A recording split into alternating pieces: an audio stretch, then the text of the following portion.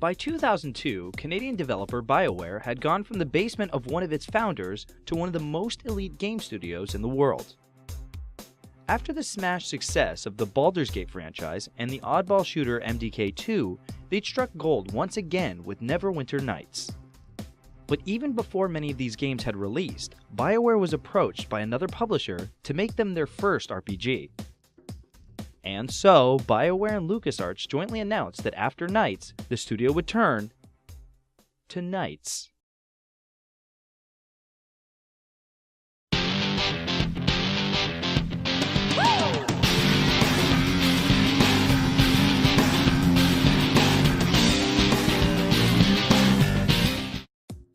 LucasArts initially approached BioWare in late 1999, asking if they'd make a game based on the film Episode 2. But as negotiations continued, it emerged that BioWare could also choose a period 4,000 years before the films, if they wanted. Recognizing that they would have much greater creative freedom if they didn't have to adhere to the film, BioWare chose to set its story a long time ago. LucasArts wanted a console game, and after looking at what was currently available on the market, BioWare opted for Microsoft's forthcoming Xbox console because they thought it was the easiest to code for. Additionally, it would make their game one of the first RPGs on the Xbox, and combined with the Star Wars name, would make for an almost guaranteed hit. And they were absolutely right.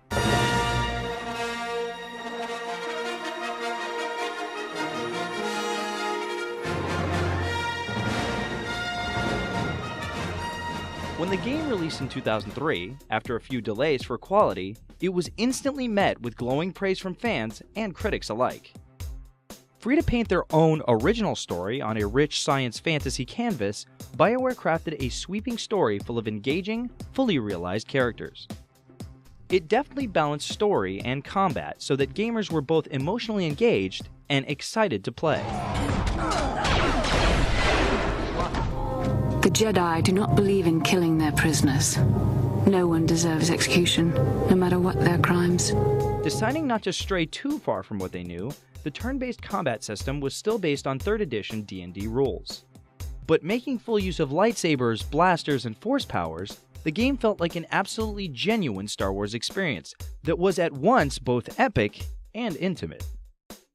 The game was a monster commercial success and won numerous Game of the Year awards, and is to this day considered one of the finest Star Wars video games ever made. And there are a lot of Star Wars games. A sequel was inevitable. But BioWare shocked the gaming world when they announced that they would be passing Knights of the Old Republic 2 off to another developer. They would rather keep making original, innovative work than become just another Star Wars company. After releasing their Mega Smash on the PC, BioWare once again began development on multiple projects. After so many years on licensed projects, they decided to return to making their own content. In 2004, they announced a brand new fantasy RPG, Dragon Age, though it would take fully 5 years for the game to see the light of day. And in 2005, they released Jade Empire, a console action RPG, and BioWare's first non-licensed release since their first game, Shattered Steel, 9 years earlier. Finally making the jump from turn-based to real-time combat, BioWare took their proven narrative talents and merged them into an intense hack-and-slash brawler. The game was set in a world inspired by Hong Kong wushu fantasy films. As was becoming common in BioWare games, the title featured a huge cast of characters on an epic quest, with a morality gauge tracking your actions and several romance subplots available to you.